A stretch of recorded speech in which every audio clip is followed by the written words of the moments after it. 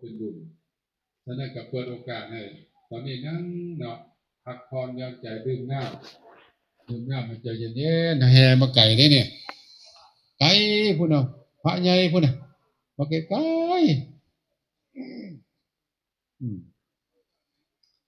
แห่ผ่านพระใหญ่เนาะเออสมิทว่าสิพาแห่อ้อมพระใหญ่เบิ่งแล้วบ่ไหวเนาะน้ำยายุบหลายบ่รอดว่าจะแห่อ้อมพระใหญ่แล้วก็อ้อมลานโพว่าสิผมคิดอ่ะเอาไปมาว่าบ่ได้ไว้เอาละผ่านก็ได้ละเนาะโอกาสหน้าก่อนแห่อ้อมพระใหญ่แล้วก็อ้อมลานโพเนาะแล้วก็ค่อยมาพี่คักเด้พอดีแล้วบ่ร้อนหลายอากาศก็พอดีตากแดดช่วงยามเช้านี่เป็นวิตามินเด้เพิ่นว่าผู้ใดซีดๆนะโอ้คักเว้ยคักหลายเอาฉะนั้นช่วงนี้ก็เปิดโอกาสเป็นบุญเพิ่นบอกว่าปุพเพวทานาสุมโนก่อนแต่ให้ทานก่อนจะเฮ็ดบุญสุมโนก็เฮ็ดจิตใจดีจิตใจดีเป็นจังไดจิตใจเป็นบุญเป็นกุศลจิตใจสว่างสงบสะอาดสว่างสงบจิตใจที่เป็นบุญเป็นกุศลสะอาดสว่างสงบทัดโปเพวทานาสุมโนถ้าทางจิตตังภาษาทะเยกำลังให้ทานกำลังเฮ็ดบุญก็ทำจิตให้เกิดศรัทธาภาษาทะเยให้เลื่อมใสให้เกิดศรัทธาให้เกิดความเลื่อมใสให้เกิดบุญเกิดกุศลบ่ต้องไปคิดเรื่องอดีตเรื่องอนาคตระวังบ่ให้กิเลสเข้ามาครอบงำใจบ่ให้ความโลภบ่ให้ความขี้ที่ขี้เหนียวบ่ให้ความโกรธความเกลียดมารบกวนจิตใจให้จิตใจผ่องใสถ้าทางจิตตั้งภาษาแต่ให้จิตใจผ่องใสขาวสะอาดเนาะจิตใจสงบร่มเย็นเป็นสุขทัตตวาอัตมโนโหติเมื่อให้ทานไปแล้วก็มันระลึกนึกถึงกุศลผลบุญทัตตวาอัตมโนโหติมีจิตใจแช่มชื่นเบิกบานให้ทานไปแล้วระลึกถึงแล้วก็แช่มชื่นเบิกบานนอนยิ้มนั่งยิ้มนอนยิ้มเนาะดีใจเป็นอารมณ์เป็นจาคานุสติกรรมฐานระลึกถึงทานที่ให้ระลึกถึงศีลที่รักษาระลึกถึงภาวนาที่เจริญบุญกุศลก็จะเพิ่มพูนขึ้นคิดฮอดมื้อละ10เทื่อก็ได้บุญ10เทื่อคิดฮอดบุญ100เทื่อก็บุญเกิด100เทื่อเนาะแล้วคิดฮอดไปเรื่อยๆบุญก็เกิดไปเรื่อยๆจนฮอดมื้อตายบุญก็นั่นบุญก็เป็นอารมณ์ให้คิดถึงบุญกุศลจิตใจก็ผ่องใสบ่เศร้าบ่หมองเวลาจากโลกนี้ไปแล้วก็ไปสู่สุคติโลกสวรรค์ไปสุคติภูมิกลับมาเกิดเป็นมนุษย์หรือว่าไปเกิดที่บนสวรรค์ชั้นฟ้าจิตใจกับบันเทิงม่วนซื่นอยู่ในโลกนี้อิทะโมทติเปจจโมทติกตาปุญโญวิยธรรมโมทติมีความม่วนซื่นบันเทิงบุญอยู่ในโลกนี้หลังจากโลกนี้ไปแล้วก็มีความม่วนซื่นบันเทิงอยู่ในโลกหน้าจะเกิดมาก็เกิดมาด้วยอำนาจบุญได้มนุษย์สมบัติเด้เกิดมาก็ร่ำรวยหั่งมีพ่อแม่เป็นเศรษฐีมหาเศรษฐีร่ำรวยหั่งมีโภคสมบัติบริวารสมบัติธรรมสมบัติรูปสมบัติครบบริบูรณ์อยู่ซุมอยู่เย็นเป็นสุขเกิดว่ามาดีอยู่ดีไปดีมาดีก็คือมาด้วยบุญกุศลมาเกิดในฐานะที่สูงส่งมีตระกูลชาติตระกูลสูงเป็นเจ้าใหญ่นายโตเป็นลูกเศรษฐีมหาเศรษฐีร่ำรวยหั่งมีบ่ซั่นก็ไปเกิดอยู่บนสวรรค์ชั้นฟ้าเสวยของทิพย์เสวยทิพยสมบัติอยู่เมืองฟ้าเมืองสวรรค์อาหารเป็นทิพย์ตนโตก็เป็นทิพย์เสื้อผ้าอาภรณ์ก็เป็นทิพย์มีความสุขตลอดเนาะบ่เจ็บบ่ไข้บ่ป่วยบ่มีโรคพยาธิบ่แก่บ่เฒ่าไปเกิดเมืองสวรรค์บ่แก่แล้วก็บ่เฒ่าอยู่ซุ่มอยู่เย็นเป็นสุขบ่เป็นไข้เป็นหนาวบ่ปวดท้องปวดท้าย สบายหายฮ้อนบ่หนาวอยู่เพิ่งพุ่นน่ะดีอยากมีหยังก็มีเบิดต้นกะละประพฤกษ์อาหารทิพย์ทุกอย่างและก็บุญกุศลยังจะนำท่านไปอีกไปเกิดอยู่เมืองฟ้าเมืองสวรรค์แล้วก็ต่อถึงพระนิพพานฉะนั้นมาดีเนาะมาก็มาดีมาด้วยบุญกุศลอยู่ก็คอยอยู่ดีอยู่ด้วยอำนาจบุญกุศลบุญบุญปกปักรักษาบุญคุ้มครองบุญ บุญรักษาเทวดาคุ้มครองอายุเย็นเป็นสุขบ่ให้ลำบากกายใจอยากได้หยังก็มีเบิดทุกอย่างปรารถนาหยังก็ได้เบิดทุกอย่าง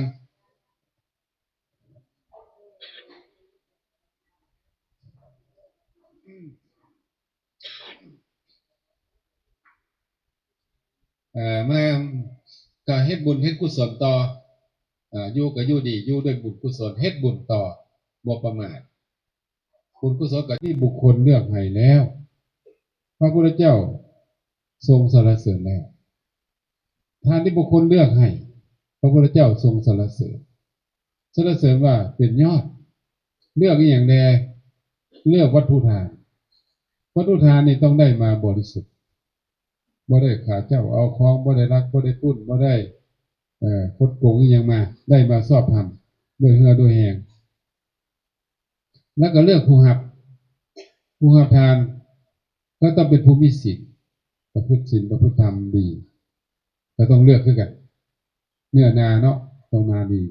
ปลูกเขาจังสิงามแล้วก็เลือกอย่างอีกก็เลือกตัวเองเนี่ยเลือกศรัทธาในเรื่องนี้เจ้าประเสริฐที่โกศลได้ตรัสถามพระเจ้าในอิสัตตสูตรว่าบุคคลควรให้ทานในที่ใดถามพระพุทธเจ้านะบุคคลควรให้ทานในที่ใดพระพุทธเจ้าได้ตรัสตอบว่าบุคคลควรให้ทานตัวเองเลื่อมใสศรัทธาในที่ใดควรให้ในที่นั้นศรัทธาในบุคคลใดศรัทธาในที่ใดบุคคลก็คือพระเจ้าพระสงฆ์นั่นเองผู้บาอาจารย์นั่นแหละที่ใดก็คือวัดใดถ้าบ่ศรัทธาแล้วเฮ็ดไปเป็นจังไดสักแต่ว่าเฮ็ดบ่เต็มใจเฮ็ดพอแล้วถ้ามองใดเฮาศรัทธารู้สึกว่าเขาอิ่มใจเต็มใจภูมิใจประทับใจจังซี่อันนี้สถานที่ก็ดีบุคคลก็ดีก็สำคัญเป็นการกระตุ้นกระเตือนให้เขาเกิดศรัทธาได้ดีได้พิเศษแล้วเจ้าประเสริฐที่กุศลถามต่อไปว่าบุคคลควรให้ทานในที่ใดที่มีอานิสงส์หลายมีผลหลายหมายว่าให้ทานที่ใดมองใดที่มีอานิสงส์มีผลหลายพระเจ้าตรัสว่าในที่ภูมิสิทธิ์ให้ทานในภูมิสิทธิ์และในสงฆ์เนาะบ่แม่นว่าศรัทธางมงวยเด้ผู้ใดก็ที่ให้ทานแบบบ่แม่นต้องเป็นภูมิสิทธิ์ปฏิบัติดีปฏิบัติชอบหรือว่าในสงฆ์ก็ได้ถวายสงฆ์มื้อนี้ก็เจ้าภาพเจ้าทานก็ได้ถวายสงฆ์ก็ถือว่าเป็นทานแล้วยังเจาะจงเด้ถวายแก่สงฆ์เจาะจงพระอริยบุคคล8จำพวกมีพระพุทธเจ้าเป็นประมุขเป็นประธานถือว่าเป็นทานสังฆทานที่มีอานิสงส์หลายบ่ได้เจาะจงพระองค์ใดองค์หนึ่งเอาทรงทั้งหมดเลยเจตนาศรัทธาก็กว้างเนาะกว้างขวางบ่มีพี่บ่มีน้องบ่มีครูบาอาจารย์ถ้าว่าเฮาทานเฉพาะบุคคลเฮายังมีเด้อันนี้เป็นพี่น้องข่อยเป็นอาจารย์ข่อยเป็นน้องข่อยเป็นคนที่รู้จักกันจังซี่นะมันจะมีเยื่อใยมีตัณหาอยู่ถ้าว่าถวายสงฆ์แล้วมันบ่มีลบล้างอินไปหมดแล้วก็เจตนามันกว้างก็บ่มีกิเลสตัณหามาเจือปนคำว่าสงฆ์ทุศีลบ่มีเพราะเฮาเจาะจงพระอริยบุคคล8จำพวกอาตมาเนี่ยเป็นผู้รับแทนพระสงฆ์บ่ล่ะแต่ว่าออกตนอยู่เจาะจงพระอริยบุคคล8จำพวกมีพระพุทธเจ้าเป็นประมุขก็นับว่าเป็นทานอันยิ่งใหญ่มีกุศลไผบุญนับประมาณบ่ได้คือมหาสมุทรแม่น้ำมหาสมุทรนี่ใหญ่หลายเขาประมาณบ่ได้ว่าเท่านั้นทั้งเท่านี้แกนร้อนเท่านั้นปิด ก็นับประมาณบ่ได้บุญกุศลก็เหมือนกันถ้าประรบสงฆ์ถ้าให้ทานในสงฆ์แล้วนับประมาณบ่ได้อานิสงส์เป็นอย่างนั้นฉะนั้นก็ได้เลือกคือว่าเนี่ยได้เลือกผู้จะเลือกให้ทานในที่ใดให้ทานในที่มีศรัทธาด้วยศรัทธาสองให้ทานที่มีผลหลายก็คือให้ทานในบุคคลที่มีศีลและก็ให้ทานในสงฆ์ก็เรียกว่าครบเนาะเอาตัวนิยมมาเมื่อนี้ก็ถือว่าครบพระเจ้าได้ตอบว่าครบบ่แม่นว่าให้ทานในตัวเองศรัทธาแต่ว่าผู้รับทานบ่มีศีลบ่แม่นนะท่านได้ต้องมีปัญญานำได้ต้องมีปัญญาฉะนั้นทุกสิ่งทุกอย่างต้องเลือกเลยต้องเลือกที่เอาผัวเอาเมียก็เลือกเบิ่งดีๆสิลงทุน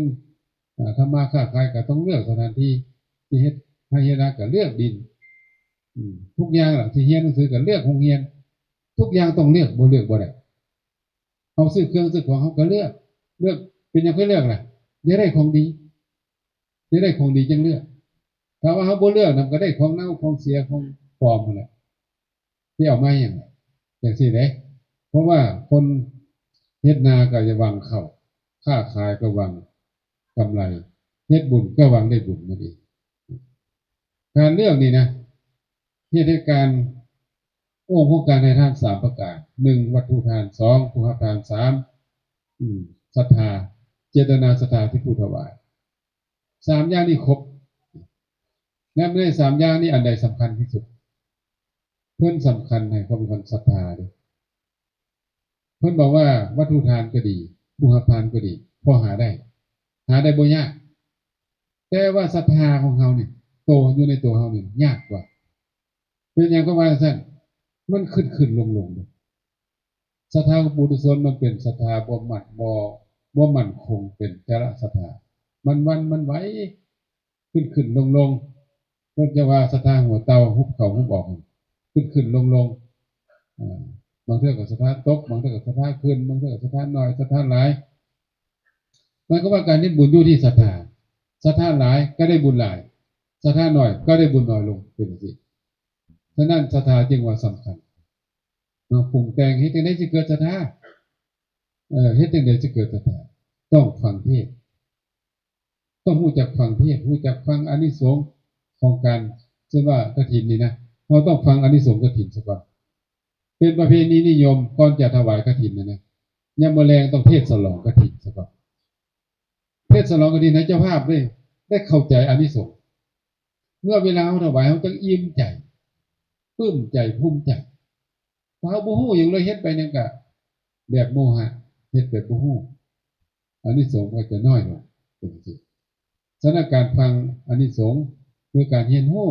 วิธีการเฮ็ดบุญกฐินนั้นเป็นสิ่งสำคัญอยู่ในสุปวาสาสูตรก็จะขอยกมาตื่มจังหน่อยเวลาก็ยังพอมีอยู่เนาะก็บ่ต้องฟ้าวต้องฟังก็จัดให้นะเห็นว่าเจ้าภาพเจ้าศรัทธาเพิ่นมีศรัทธาดีก็เลยจัดเนาะเว้าให้ฟังหลายๆจะได้เข้าใจนางสุปวาสาเป็นญาติของพระพุทธเจ้านางมีท้องมีลูกแล้วก็คลอดลูกใหม่ก็อยากฉลองแม่นบ่แม่นถ้าเป็นเฮานี่เฮ็ดจังได๋ล่ะเลี้ยงกันเนาะกินเหล้ากินยาม่วนเฮ็ดบายสีสุขวนเนาะแต่ว่านางสุปวาสาเป็นผู้ถึงพระรัตนตรัยเด้เป็นผู้ถึงพระพุทธพระธรรมพระสงฆ์เป็นสรณะเป็นพระอริยบุคคลเด้เพราะนั้นเพิ่นฉลองลูกชายเพิ่นเฮ็ดจังได๋นี่จักเรียนแบบบ่ล่ะแม่อยากเรียนแบบก็ได้เด้อไปนิมนต์พระพุทธเจ้าคลอดลูกใหม่เฮ็ดบุญนะไปนิมนต์พระพุทธเจ้าบอกโอ้บ่รับบ่ได้ว่าซั่นตอนนี้ตถาคตได้รับกับอุปสมบทผู้หนึงอุปสมบทผู้นั้นนิมนต์พระพุทธเจ้าเฮ็ดบุญ7วันต่อกันเลยฉะนั้นบ่ว่างว่าท่านพุทธเจ้าว่าถ้าว่านางอยากจะเฮ็ดบุญก่อนก็ต้องไปขออนุญาตกับคนที่นิมนต์ก่อนคนที่นิมนต์ก่อนมันเป็นผู้อุปถากพระโมคคัลลานะเป็นโยมของพระโมคคัลลานะ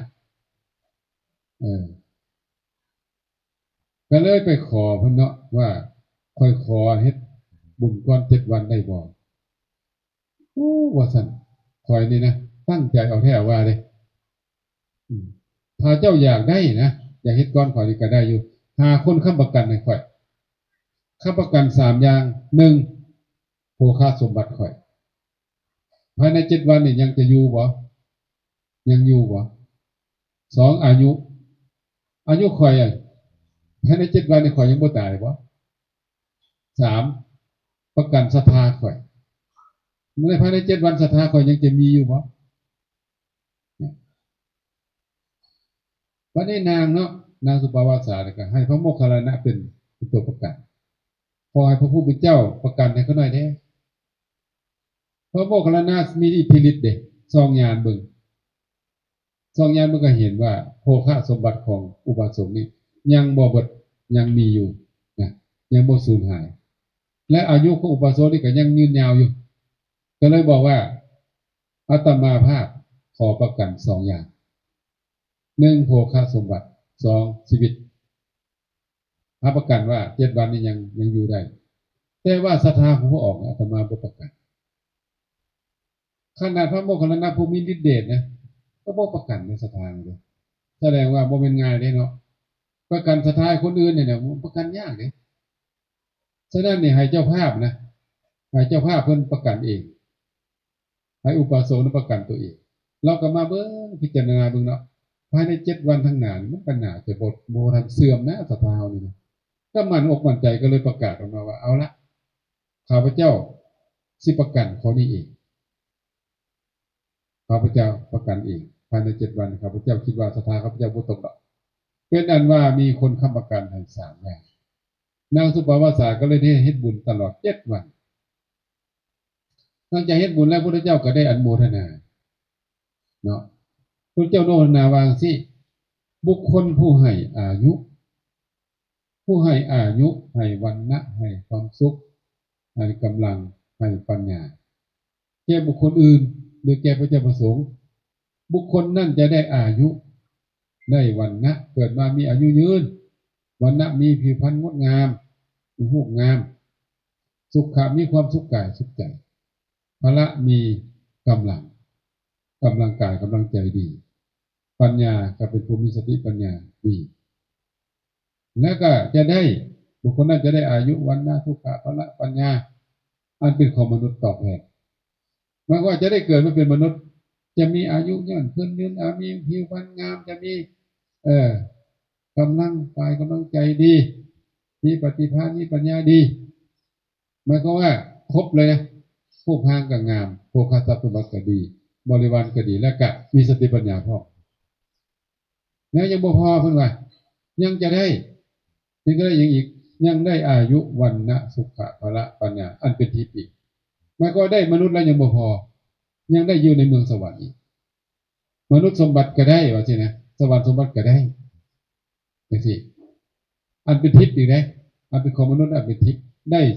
2ได้มนุษย์ได้ทิพย์พร้อมและยังบ่พอยังมีเครื่องบรรณาการพิเศษให้อีกว่าซั่นมีรูปเสียงรูปอันเป็นทิพย์เสียงกลิ่นรสสัมผัสอันเป็นทิพย์บวกเข้าไปอีกเป็น10 อย่างเป็น10 ประการเนาะเอิ้นว่าบรรณาการจากเมืองฟ้าเมืองสวรรค์10 ประการคอยต้อนรับอยู่หลังจากตายไปแล้วจะได้เหมือนเหมือนว่าเป็นเครื่องบรรณาการคอยต้อนรับเพิ่นอุปมาไว้เลยเฮาเฮ็ดบุญนี่นะเฮาเฮ็ดบุญไปเรื่อยๆเฮ็ดบุญไปเรื่อยๆเฮามันเป็นคนขี้ลืมแม่นบ่เฮ็ดแล้วก็ลืมเฮ็ดแล้วก็ลืมเฮ็ดไปก็ลืมไปลืมบุญนะลืมบุญลืมว่าตัวเองเฮ็ดบุญอีหยังลืมไปถ้าว่าผู้ใดเนาะอยากบ่อยากลืมมีวิธีบ่นี่จดไว้เฮ็ดปื้มไว้บัญชีบุญปื้มนะเอาปื้มเล่มใหญ่ๆที่บัญชีบุญเฮ็ดบุญอะไรเขียนไว้วันที่พร้อมอย่างเช่นไม่ออกพร้อมไม่ออกอำพรเนี่ยนะจดไว้เมื่อวันที่13เดือนนี้ยังเนี่ยเดือนตุลาเดือน10 2025ได้เฮ็ดบุญกฐินอยู่วัดยอดสวงเหมือนบ่ล่ะเมืองพนโฮงนครหลวงเนี่ยแขวงเวียงจันทน์เขาเขียนไว้จังซี่นะเขียนแบบนี้ว่างๆก็มาอ่านเนาะเพื่อกระตุ้นกระเตือน จะได้เป็นอนุสติจาคานุสติระลึกถึงทานที่ให้ศีลที่รักษาภาวนาที่เจริญถ้าเขาบอกว่าท่านก็ลืมไปอันนี้ก็เป็นเครื่องเตือนใจได้ดีเป็นว่าบันทึกซอยจำสมุนนดซอยจดซอยจำที่ในเฮานี่มีความสุขได้มากๆกับมาอ่านนี่เดี๋ยวให้ลูกหลานอ่านก็ได้ที่เราเจ็บไข้ได้ป่วยอ่านในเท่านี้นะอ่านก็สาธุอ่านจบแต่ละอย่างก็สาธุเนาะเขาอ่านจบแต่ละครั้งสาธุถ้าอ่านคักๆอ่านอีกแปลว่าถึกใจนะให้อ่านอีก3 รอบ 4 รอบก็ได้สาธุคอยว่าก็ดีเลยมันพระมาก็อ่านเนาะอ่านผู้ฟังนะอ่านสู้กันฟังแบบนี้เอาแบบเอามาจากใส่มาจากเจ้าอันนั้นนี่พุทธคามินีอภัยเลยเจ้าพุทธคามินีอภัยเนี่ยมีขอวัดอันหนึ่งถ้าเพื่อนบ่ให้ทานเพื่อนจะบ่กินแล้วก็เวลาเฮ็ดบุญเพื่อนจะจดไว้ให้อันอำนาจเพื่อนจดไว้เพื่อนเฮ็ดบุญอันใดเพื่อนให้จดไว้เป็นปื้มบางใหญ่เลยเนาะมีมามื้อนึงเพื่อนไปเพื่อนแตกศึกมีเขาป่ามีเขาปั้นเดียวมีม้าตัวนึงอำมาตย์ผู้นึงแล้วก็เพิ่นเท่ากับ3เนาะไปฮอดกลางป่าขาศึกนำบ่ทันก็เลยบอกว่ามีหยังกินดีบ่เลือกเขาปั้นนึงขนาดเอามาแบ่งเอามาแบ่งเท่าใดก็น้อยมี3แม่นบ่แบบมี3แต่แบ่ง4อ้าวคุณดูมี3แต่แบ่ง4อ้าวพระองค์แบ่งเฮ็ดหยัง4เนี่ยอ้าวท่านอำมาตย์ข้าพเจ้านี่มีขอวัดอันนึงเลยถ้าบ่ให้ทานจะบ่กินเด้ฉะนั้นข้าพเจ้าสิเฮ็ดบุญแล้วผู้ใดสิมาหาทานให้กันนะอยู่ป่ากลางป่าจังซี่นะพอเพิ่นแบ่งแล้วเพิ่นก็ยกใส่แก้วเท่าใส่หัวอธิษฐานขอให้มีพระที่อยู่บริเวณนี้ผู้มีฤทธิ์เดชขอให้มาหาทานแด่ตอนนี้ข้าพเจ้าข้าน้อยต้องการเฮ็ดบุญพระก็เหาะมาไม่ตุพระอรหันต์เหาะมานะครบจริงก็ใส่บาตรนะใส่หมดเลยสี่ส่วนเนาะของเพิ่น2เลยเพิ่นเอาใส่บาตรอันนี้แล้วเพิ่นเอาของเพิ่นใส่น้ำอีกอามาก็เห็นพระราชาใส่ก็ได้ใส่น้ำเนาะมานะ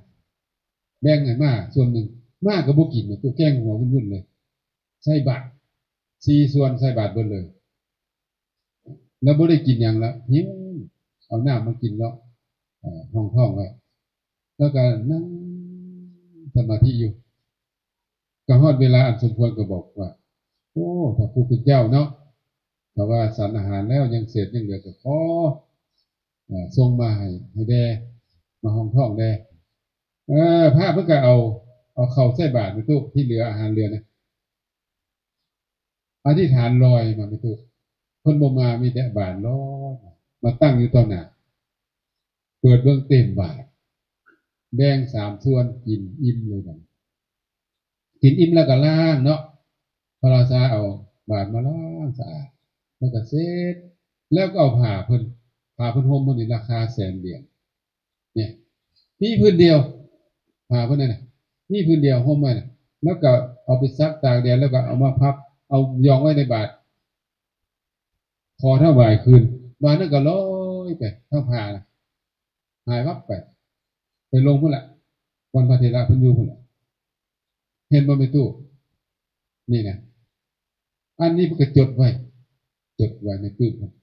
บัดนี้เนาะหลังจากเพิ่นได้กอบกู้บ้านเมืองสำเร็จแล้วเพิ่นก็สร้างวัดทั่วประเทศศรีลังกาสร้างเจดีย์นั่นเท่าใดกว้างเลยนะผ้าศูนย์กลาง100 เมตรนะสูง100 ปลายเมตรกำลังฉลองเจดีย์อยู่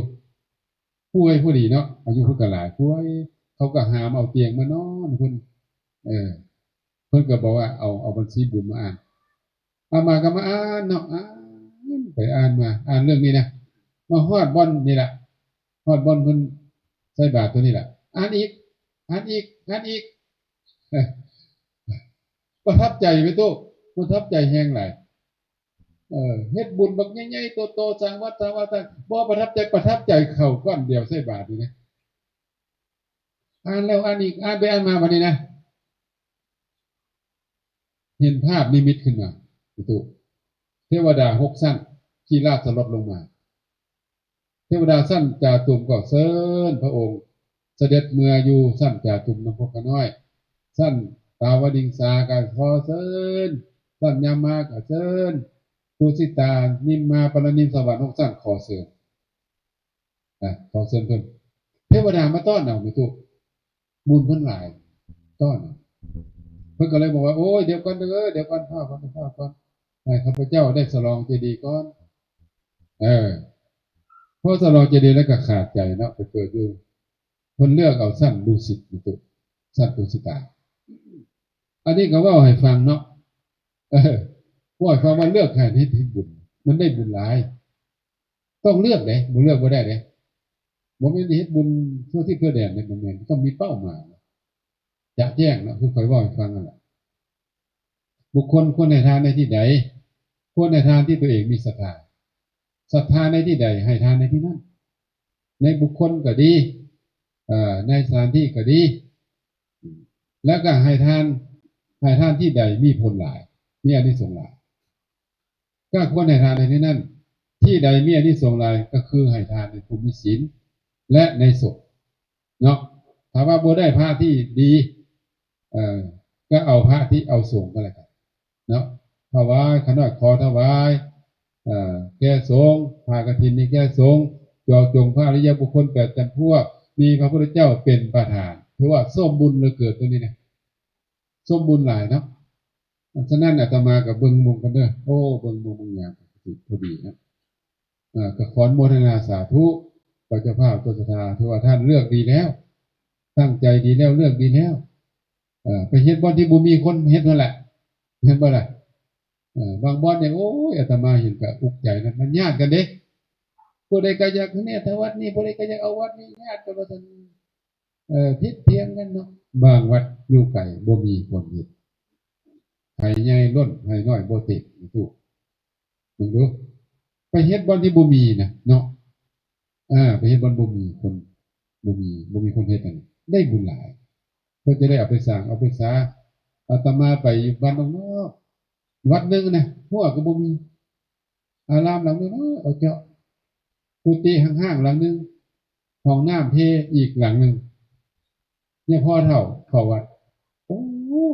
อาจารย์มีผ้าบ่คั่นบ่มีว่าคั่นบ่นี่คือมีเท่านี้แหละผ้านะก็เลยบอกเพิ่นเนาะมีจังหวัดแถวนี้คั่นน่ะมีจังหวัดเขาก็จดมาถูกจดมาแล้วก็แล้วก็มีในบ้านจ้ำกาส่งมาโอ้ทั้งเมืองเลยไปตู้เอ้ยคอยก็ได้ฮิบโฮมผ่าจีวรไป93ไก่เอาไปถวายเพิ่นก็โมทนาสาธุกันมาโอ้บ้านนอกบ้านนาบ่มีผ้านุ่งตู้เนาะอัตคัดไปแท้ฉะนั้นเนาะการเฮ็ดบุญกันก็ควรจะเลือกกันแล้วคือว่าแหละเนาะขออนุโมทนากับเจ้าภาพเจ้าศรัทธาเด้อท่านได้เฮ็ดดีแล้วทำดีแล้วก็คอยประทับจิตประทับใจเจ้าภาพเจ้าศรัทธามื้อนี้อาตมาก็ให้เจ้าภาพเพิ่นนำไหว้พระนำรับธรรมทานศีลนำถวายเองอาจจะตื่นเต้นได้เล็กน้อยเพราะว่ายิ้มอกยิ้มใจเด้เนาะให้ลงให้ลืมแต่ว่าด้วยใจจริงเฮ็ดด้วยใจจริงคือว่าประทับใจก็ขอให้บุญกุศล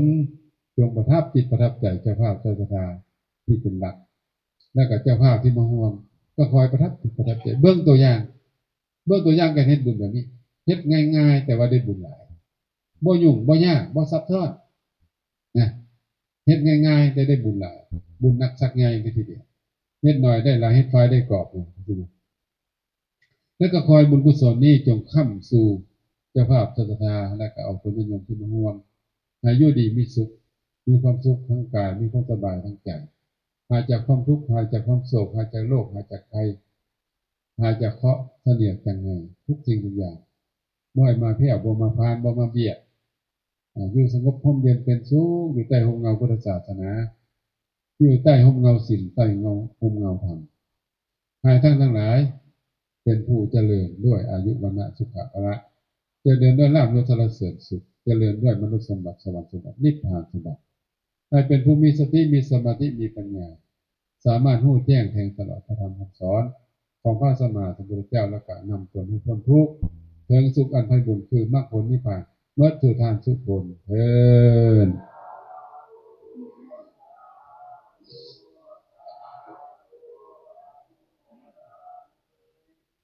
ต่อไปก็ให้เจ้าภาพตัวทานทั้งหมดทั้งมวลเนาะตั้งใจรับพรอยากหน้าบริษัทส่วนบุญกุศลเด้อบัดนี้เด้ออุทิศบุญไปยะถาวาริวหาปุราปาริปุเรนติสาคานังเอวะเมวะอิโตทินังเปตานังอุปกัปปติอิชิตังปฏิตังตุมหังคิปะเมวะสมิสตุสัพเพปุเรนตุสังกปปาจันโทปนรสโสยะถามณิโชติรสโสยะถาเยติโยมิวัจจันโตโอวินาศตุมาเตภวัตวันตรายโยเยติขายุโกภวะอภิวาเวสานิจังโวธาปจายโนตาโลธรรมาวาทันติ